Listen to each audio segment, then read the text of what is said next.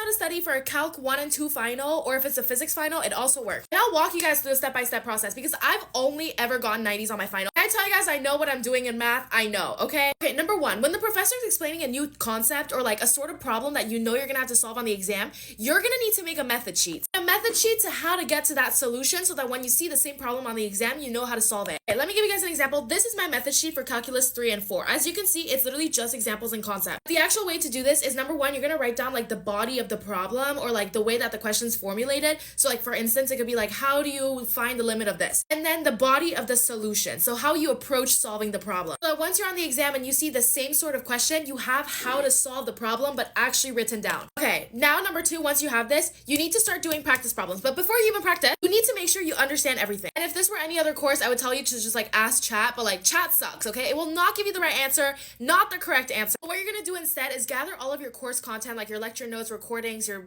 problems, whatever, and then put it into another AI website. There's so many out there. Like I personally use Unstuck. It's the one with the purple logo. Literally just put all of it into Unstuck and then you ask it to explain it to you and it will literally give you like a step-by-step breakdown of what everything means. And then you just keep doing it until you understand everything. And once you've understood everything, there's literally no way you're not gonna do well on your exam. Okay, now number three, once you've started like understanding everything and you have your method sheet, you need to start memorizing. And, like in math, it's predominantly just key theorems and like problems. I've learned that low-key the best way of memorizing this is if you put it into a flashcard. So again, take all of your material, put it into Unstuck, ask it to make you flashcards. And instead of just passively reading your theorems to memorize them, now you're actively recalling them. That's actually the best thing you can do for yourself on a calc exam. Okay, now lastly, this is a super important one. When you're taking the exam and you see a problem you don't know how to do, it happens, okay? It happens all the time. The best way to approach the problem to be able to actually solve it is to see what kind of concept they're testing you on. I know this seems vague, but if they're giving you a problem, they're testing you for something that you need to know, like a fundamental. It could be like a central limit theorem, is it Taylor series, a triple integration, like what is it that they want you to be able to do? Now, once you identify the key topic, even if the problem doesn't make any sense, identify the key topic, right? Go back into your notes. This is when you need to pull out that flashcard knowledge. Go back into your notes and think about the theorems that they taught you, think about the examples that you did in class about these topics, and then try to build your solution off of what you know. Even if you don't know how to do it at all,